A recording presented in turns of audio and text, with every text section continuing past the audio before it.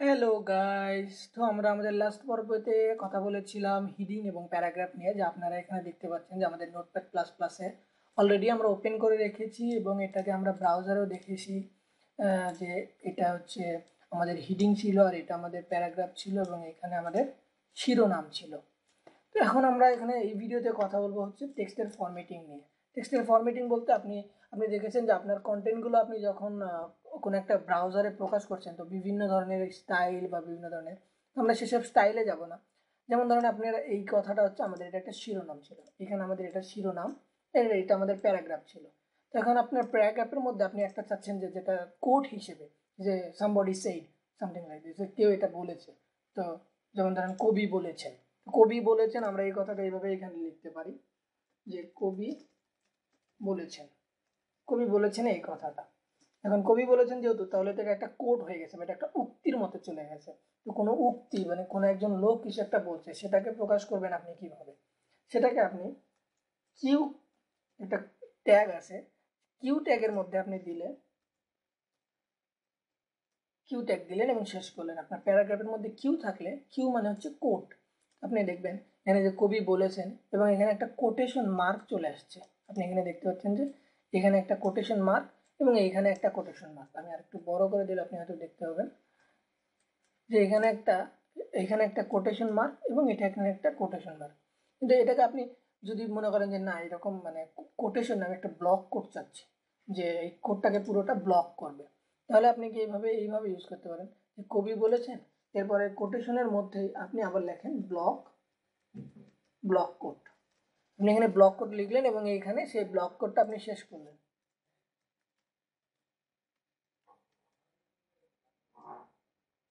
এবং এখানে block code শেষ করার পরে আপনি যদি এটাকে রিলোড দেন, তাহলে আপনি এখানে দেখতে পাচ্ছেন যে কবি বলেছেন, এরপরে আপনার এই ব্লক কোডের ভিতরে এটা চলে আসছে। যখন ব্লক কোড আপনি ইউজ করতেছেন, তখন কিন্তু আপনার কোটেশন আর ইউজ করার দরকার নেই, কারণ কোটেশন আমরা এক ধরনের উক্তি হিসেবে দিছিলাম, কিন্তু এখন তার উক্তি নেই, এটা একটা সম্পূর্ণ স্টেটমেন্টের মধ্যে চলে গেছে। যদি স্টেটমেন্ট হয়ে যায়, তাহলে আমরা এইভাবে লিখতে পারি যে কবি বলেছেন এবং তার নিচে এইটা। আর যদি কোটেশন হতো, যদি ছোট উক্তি হতো, তাহলে আমরা কিউ দিতে পারতাম, যে এর মধ্যে আমরা এই কথাটুকুকে আমরা একটা কিউ এর মধ্যে দিব। তাহলে আমরা এখানে একটা কিউ ইউজ করতে পারি এইভাবে, যে আমরা এটা একটা স্পেশাল উক্তি বা স্পেশাল একটা কোড। তখন এটা এখানে একটা দুইটা আপনার কোটেশন মার্ক চলে আসছে, তার মানে এটা একটা উক্তি আর এটা একটা স্টেটমেন্ট। এখন এর মধ্যে আপনি চাচ্ছেন কোন একটা কথাকে হাইলাইট করতে, যেমন ধরুন এই এই অক্ষরটা বা এই টেক্সটটা আপনি হাইলাইট করতে চাচ্ছেন। তো এই অক্ষরটা হাইলাইট করার জন্য, এটাকে হাইলাইট করার জন্য আপনি ইউজ করেন মার্ক। মার্ক একটা ট্যাগ আছে, মার্ক ট্যাগটা ইউজ করলে আপনার এই টেক্সটটা একটা হাইলাইট হয়ে যাবে। দেখবেন এখানে একটা হাইলাইট হয়ে গেছে, যে আমরা এটা একটু হাইলাইটেড ট্যাগ, মানে কোনো একটা কথা বলছে, সেই কথার মধ্যে এই কথাটা অনেক ইম্পর্টেন্ট, সেটা বোঝানোর জন্য। এরপরে আপনি আরো কিছু করতে পারেন, যেমন ধরেন যে এখানে কোনো ম্যাথামেটিক্সের কিছু মানে কথা বা এরকম কিছু একটা প্রকাশ করছে। যেমন ধরেন আমরা এই বিআর এর পরে এখানে লিখলাম যে x x x x x x square, যেমন ধরেন এরকমভাবে লেখে না অনেকেই, যে a plus b whole square is equal to a square plus 2ab plus b square. এখন যদি আপনার এরকম ম্যাথামেটিক্স টার্ম থাকে, আপনি যদি এটাকে এখন আপনার ব্রাউজারে প্রকাশ করতে চান, এখানে কি দেখাচ্ছে? স্কোয়ার কিন্তু না, এখানে 2 দেখাচ্ছে, এখানে কিন্তু স্কোয়ার দেখায়নি, এখানে 2 দেখাচ্ছে। এরকম আপনি যদি স্কোয়ার দিতে চান বা এই লেখাটাকে যদি স্কোয়ার করতে চান, তাহলে আপনি এখানে কি ইউজ করবেন? আপনি এখানে ইউজ করবেন সুপার স্ক্রিপ্ট। সুপার নামে একটা ট্যাগ আছে, SUP, এই যে শেষ করলেন এবং শেষ করলেন, এবারে এখানে আসেন, এটা রিলোড দেন, দেখবেন যে এটা কিন্তু স্কোয়ার হিসেবে প্রকাশ করছে, a plus b whole square. তো আমরা এটাকেও এইভাবে সুপারের মধ্যে দিয়ে দিই, সুপার স্ক্রিপ্ট যাকে বলে, সুপার স্ক্রিপ্ট 2ab না, আমরা বি স্কোয়ারটাকে সুপার স্ক্রিপ্টের মধ্যে দেব। ওকে, এখন আমরা এটাকে যদি রিলোড করি, তাহলে এখানে দেখবেন যে a plus b whole square equals to a square plus 2ab plus b square. আমরা কিন্তু সুপার স্ক্রিপ্ট এই ট্যাগের মাধ্যমে, আমরা এখানে একটা বিআর ট্যাগ দিয়ে দিই, তাহলে দেখতে সুবিধা হবে আমাদের ব্রাউজার। তো আমরা কিন্তু এই সুপার স্ক্রিপ্ট এই ট্যাগের মাধ্যমে কি করলাম, আমাদের ম্যাথামেটিক্স যে টার্মটা ছিল এখানে square plus b square plus 2ab plus b square, এইগুলোকে কিন্তু আমরা প্রকাশ করতে সক্ষম।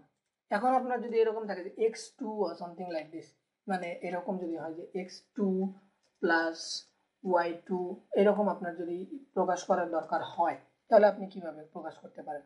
এই টুটা আমাদের, এটা কি ছিল স্কোয়ার, কিন্তু এই x2টা হচ্ছে আমাদের একটা মানে ভ্যালু হবে। তখন আপনি এখানে সাবস্ক্রিপ্ট, এটা ছিল সুপার স্ক্রিপ্ট আর এটা হচ্ছে সাবস্ক্রিপ্ট, আপনি এখানে সাব ইউজ করেন, আপনি পেজটা রিলোড দেন, দেখবেন এটা x2, এই 2 কিন্তু এখন কিন্তু একটা 2 সংখ্যার মতো লাগতেছে, বাট এখানে কিন্তু এখন একটা পাওয়ারের মতো লাগতেছে। তো আমরা তাহলে এটাকেও এইভাবে সাবস্ক্রিপ্ট দিয়ে দিই, সাবস্ক্রিপ্ট। তাহলে আপনি এখানে দেখতে পাচ্ছেন যে x2 প্লাস y2। এরপরে আপনি যখন আমরা টেক্সট ফরম্যাটিং নিয়ে কথা বলতেছি, আপনি কোনো একটা লেখাকে বোল্ড করতে চাচ্ছেন বা কবি বলেছেন এই কথাটা একটু বোল্ড হবে, তো নর্মালি যারা আপনারা XHTML বা HTML3 বা 2তে কাজ করছেন তারা কিন্তু বি ট্যাগ ইউজ করছেন বোল্ড করার জন্য।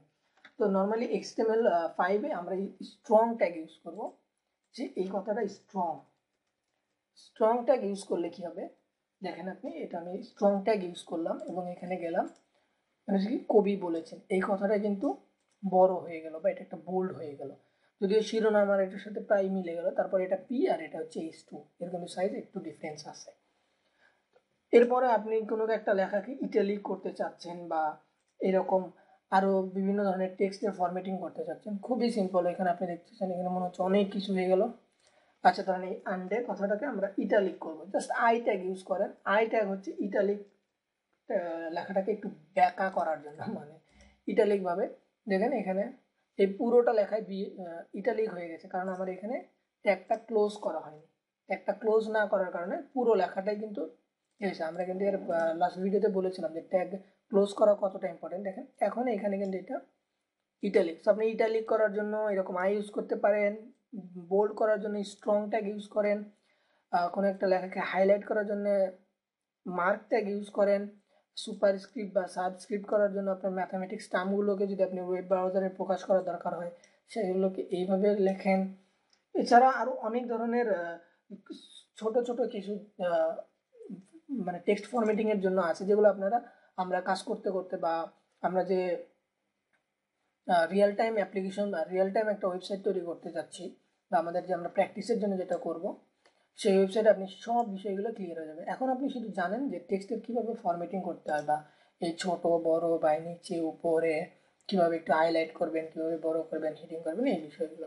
আশা করি আপনারা এই বিষয়গুলো অনেক ক্লিয়ার হয়ে গেছেন। আর আমি আমি বিলিভ যে এগুলো আপনাদের কাছে এখন ক্লিয়ার এবং আপনারা এইরকম করে একটা নর্মাল ওয়েবসাইট ক্রিয়েট করতে পারবেন, যদিও দেখতে সুন্দর লাগতেছে না, বাট তারপর আপনার একটা ফরম্যাটে নিয়ে আসতে পারবেন না, কারণ আমরা এখন স্টাইল নিয়ে কথা বলছি না, আমরা এখানে আপনার কন্টেন্টগুলোকে কিভাবে রিপ্রেজেন্ট করবেন বা আপনার যে কথা বা আপনার যে তথ্যগুলো আছে সেগুলোকে আপনি কিভাবে আপনার ওয়েবের মাধ্যমে প্রকাশ করবেন সেই বিষয়ে আমরা কথা বলছি। আশা করি আপনারা সব বিষয় বুঝতে পারছেন এবং ধন্যবাদ আপনাদের এই ভিডিওটি দেখার জন্য। And I hope you guys enjoyed that video and I will talk in the next video. Till then, like, comment and subscribe. Till then, have fun man. Keep learning.